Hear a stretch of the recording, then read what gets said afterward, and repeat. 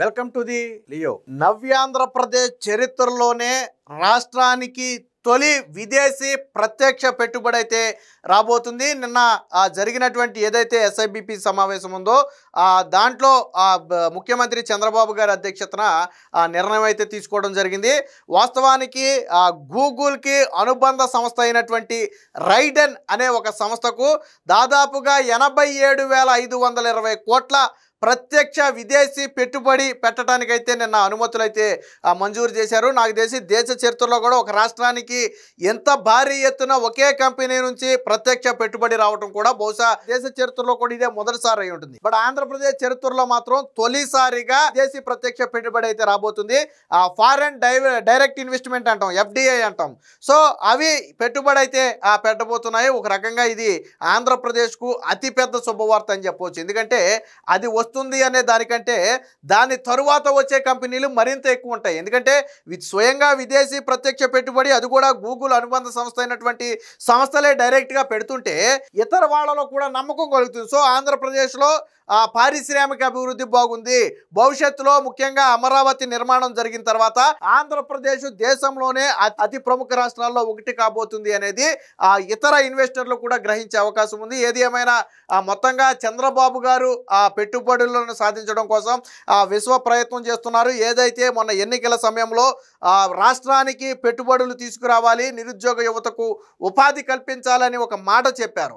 So ఆ మాటకు కట్టుబడి ఈ 15 నెలల్లో దాదాపుగా 6 లక్షల మందికి ప్రత్యక్ష పరోక్ష ఉపాధి కల్పించే విధంగా ఆ పెట్టుబడులు అయితే తీసుకురావడం జరిగింది. నిన్న ఒక్క సమావేశంలోనే దాదాపుగా 1,14,000 కోట్ల పెట్టుబడి పెట్టడానికైతే అనుమతి అయితే లభించింది. ఇదేం ఆషామాషి వ్యవహారం కాదు. ముఖ్యంగా ఆర్టిఫిషియల్ ఇంటెలిజెన్స్, కృత్రిమ మీద ఏదైతే ఉందో భవిష్యత్ అంతా కూడా దానిదే.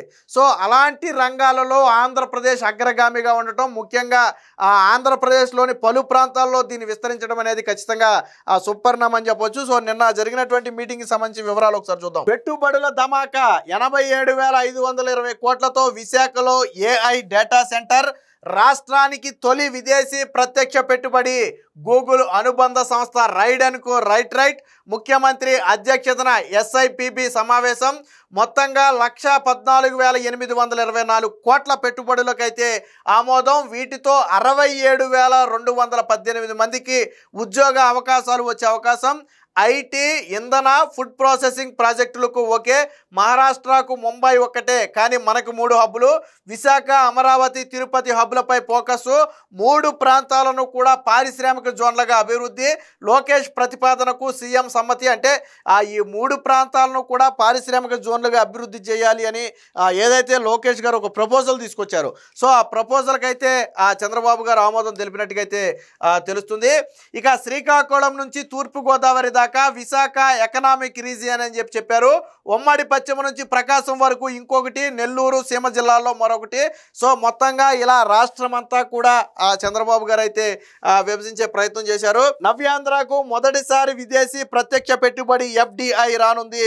విశాఖలో భారీ స్థాయిలో 87,520 కోట్ల పెట్టుబడితో 1000 మెగావాట్ల సామర్థ్యం కలిగినటువంటి కృత్రిమ మేధా సెంటర్, అంటే ఆ ఏఐ డేటా సెంటర్ ఏదైతే ఉందో అది ఏర్పాటుకు గూగుల్ అనుబంధ సంస్థ రైడెన్ ఇన్ఫోటెక్ చేసినటువంటి ప్రతిపాదనలు అయితే రాష్ట్ర పెట్టుబడుల ప్రోత్సాహక మండలి ఎస్ఐపిబి ఆమోదం తెలిపింది.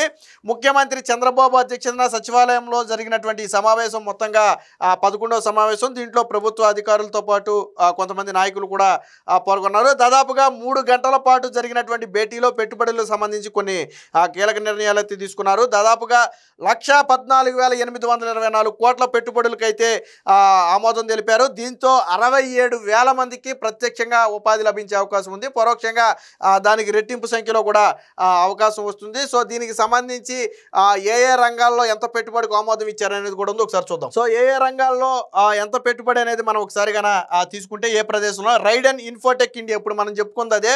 సో 87,520 కోట్లు, ఉపాధి తక్కువ మందికే ఉంటుంది, కానీ విశాఖపట్నంలో ఇది ఏర్పాటు చేయబోతున్నారు. ఇక శాన్వీర్ ఇండస్ట్రీస్ ప్రైవేట్ లిమిటెడ్ 2,600 కోట్ల 100 మందికి ఉపాధి అనకాపల్లిలో ఏర్పాటు చేస్తున్నారు.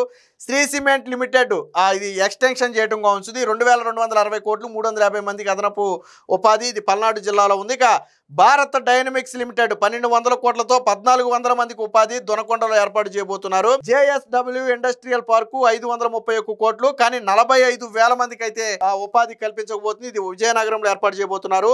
ఏరోస్పేస్ లిమిటెడ్ అనేది 510 కోట్లతో 1400 మందికి ఉపాధి. ఇది అనంతపురంలో ఏర్పాటు చేయబోతున్నారు. ఇక రేమాండ్ టెక్నాలజీ, ఇది రేమాండ్ ఏదైతే ఉందో దానికి సంబంధించి 430 కోట్లు 4000 మందికి అయితే ఇది ఉపాధి ఇవ్వబోతుంది. ఇది కూడా అనంతపురంలోనే.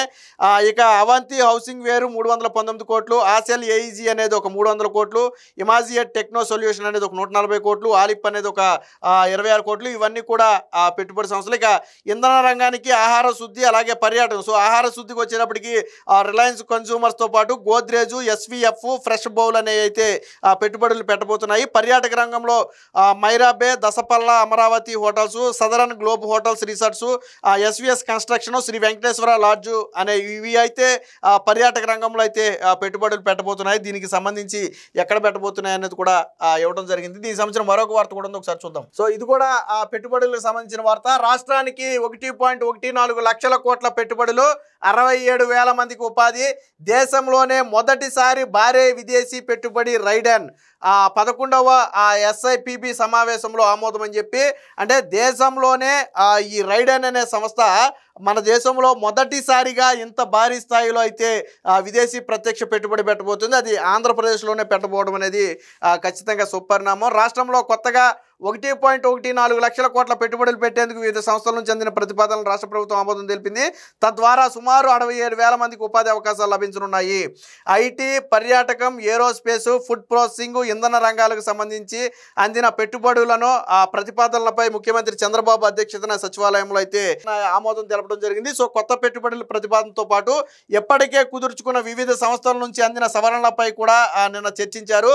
దేశ చరిత్రలోనే అతిపెద్ద విదేశీ ప్రత్యక్ష పెట్టుబడి సాధించిన ఐటీ శాఖ మంత్రి లోకేష్ను సీఎంతో పాటు మంత్రులు కూడా అభినందించడం జరిగింది. సాధారణంగా లోకేష్ గారు ఎక్కడైనా విదేశీ పర్యటనకి వెళ్తే వైసీపీ దాన్ని రాద్ధాంతం చేస్తుంది.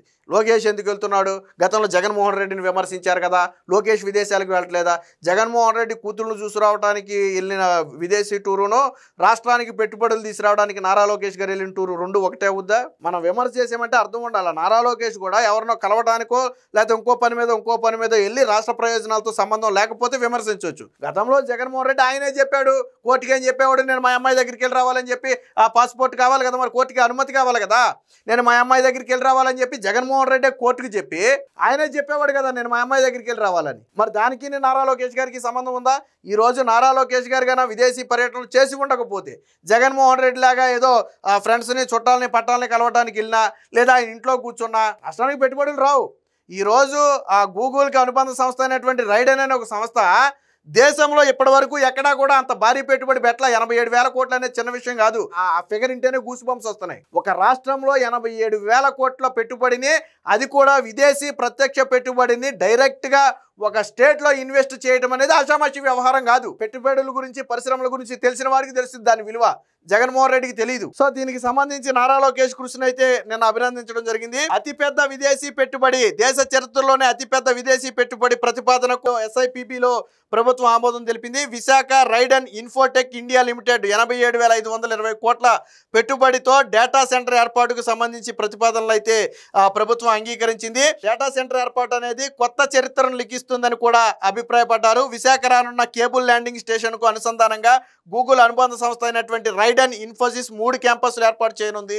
ఈ స్థాయి విదేశీ పెట్టుబడి గతంలో ఎన్నడూ రాలేదని ప్రభుత్వం ప్రకటించింది. సీఎం మాట్లాడుతూ ఇప్పటి వరకు జరిగినటువంటి మొత్తం 11 SIPB సమావేశాలలో 7.07 లక్షల కోట్ల పెట్టుబడులకైతే ఆమోదం తెలిపాం. వాటి ద్వారా దాదాపుగా 6.20 లక్షల మందికి ఉపాధి లభించే అవకాశం ఉందని చెప్పి చెప్పడం జరిగింది. అంటే ఈ 15 నెలల్లో రాష్ట్ర ప్రభుత్వం దాదాపుగా 7 లక్షల కోట్ల రూపాయలు విలువైన ఒప్పందాలు చేసుకుంది. అవి గన పూర్తి స్థాయిలో అమల్లోకి వస్తే దాదాపుగా 6 లక్షల మందికి ప్రత్యక్ష ఉపాధి లభించే అవకాశం ఉంది. పరోక్షంగా అంతకు 2 రెట్లు పరోక్ష ఉపాధి కూడా లభిస్తుంది. సో ఏది ఏమైనా కూటమి ప్రభుత్వం పెట్టుబడులు తీసుకురావడంలో సక్సెస్ అయ్యింది. జగన్మోహన్ రెడ్డి 5 ఏళ్ల పాలనలో తిప్పి కొడితే ఎక్కడా కూడా గట్టిగా 10,000, 20,000 కోట్ల పెట్టుబడి పెట్టిన కంపెనీలు కూడా లేవు. ఉన్నాయంటే మీరు చెప్పండి. ఇదిగో జగన్మోహన్ రెడ్డి రెడ్డి హయాంలో వచ్చినటువంటి అతిపెద్ద పెట్టుబడి చెప్పండి, పోనీ ఎక్కడైనా ఉందేమో. వెళ్ళిపోయినాయి చెప్పమంటే లచ్చ చెప్పొచ్చు, అమర్ రాజా బ్యాటరీస్ అని చెప్పొచ్చు, జాకీని చెప్పొచ్చు, లూలు పరిశ్రమ అని చెప్పొచ్చు, ఫ్రాంక్లిన్ టెంపుల్టన్ అని చెప్పొచ్చు. చివరికి ఏదైతే కియా ఇండస్ట్రీ ఎక్స్టెన్షన్ ప్లాంట్ ఉందో అది కూడా ఇతర రాష్ట్రానికి వెళ్ళిపోయింది. మన గోరంట్ల మాధవ్ లాంటి వాళ్ళ బెదిరింపులు తట్టుకోలేక చివరికి జాతీయ స్థాయిలో న్యూస్ అయితే జగన్మోహన్ రెడ్డి దాన్ని బతిమలాడి నిలబెట్టాడు. ఇవన్నీ వెళ్ళిపోయాయి. మరి అలా 4 వచ్చినాయి చెప్పండి, వెళ్ళిపోయినాయి నేను చెప్పాం కదా, వచ్చినాయి 4 చెప్పండి. ఎందుకంటే ఉండవు. కానీ ఈ రోజు చూడండి ఎంతెంత భారీ స్థాయి పెట్టుబడులు, ఏవి అనామక కంపెనీలు కాదు, 100-200 కోట్ల పెట్టుబడులు, అంతకంటే కాదు. ప్రత్యక్షంగా విదేశీ పెట్టుబడి అనేది రాష్ట్రానికి అత్యంత కీలకమైనటువంటి వ్యవహారం.